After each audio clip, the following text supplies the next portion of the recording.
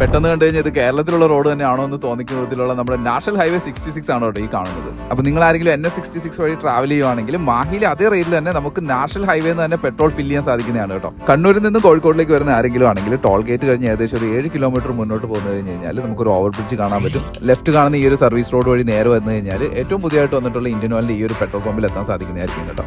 യാതൊരുവിധ യൂ ടേൺസും കാര്യങ്ങളും ഇല്ലാതെ നിങ്ങൾക്ക് ഈ ഒരു പമ്പിലേക്ക് നേരെ എൻ്റർ ആവാനും അതുപോലെ തന്നെ നേരെ പോയി കഴിഞ്ഞ് കഴിഞ്ഞാൽ നിങ്ങൾക്ക് ഹൈവേയിലേക്ക് എക്സിറ്റ് ആവാനും സാധിക്കുന്നതായിരിക്കും കേട്ടോ. മറ്റൊരു കാര്യം പറയാനുള്ളത് വീതി കൂടിയ വഴി ആയതുകൊണ്ട് തന്നെ ട്രെയിലറിന് പോലും ഈ ഒരു പമ്പിലേക്ക് ഈസി ആയിട്ട് എൻ്റർ ആവാനും അതുപോലെ തന്നെ ഹൈവേയിലേക്ക് എക്സിറ്റ് ആവാനും സാധിക്കുന്നതാണ് കേട്ടോ. മാഹി ബൈപ്പാസിൽ തന്നെ ഏറ്റവും കൺവീനിയന്റ് ആയിട്ടുള്ള ഒരു ഫ്യൂൽ പമ്പാണ് കേട്ടോ ഇത്. കേരളക്കാർക്ക് ഏറ്റവും കൂടുതൽ ഗുണമാണ് ഇവിടെ.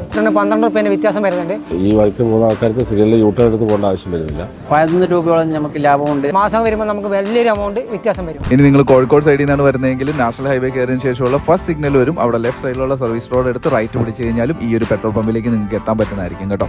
ഏകദേശം 11 രൂപ to 12 രൂപയാണ് നമ്മൾ പെട്രോൾ പ്രൈസിൽ ഡിഫറൻസ് വരുന്നത് കേട്ടോ. ഫുൾ ടാങ്കും കാര്യങ്ങളൊക്കെ അടിക്കുകയാണെങ്കിൽ ശരിക്കും പറഞ്ഞാൽ നിങ്ങൾക്ക് വളരെയധികം പൈസ ലാഭിക്കാൻ പറ്റുന്നതായിരിക്കും. ഇപ്പോൾ ട്രാവൽ ചെയ്യുന്ന എല്ലാവർക്കും ഈ ഒരു വീഡിയോ ഷെയർ ചെയ്യാൻ മറക്കണ്ട. ഇതാണ് ലാഭം.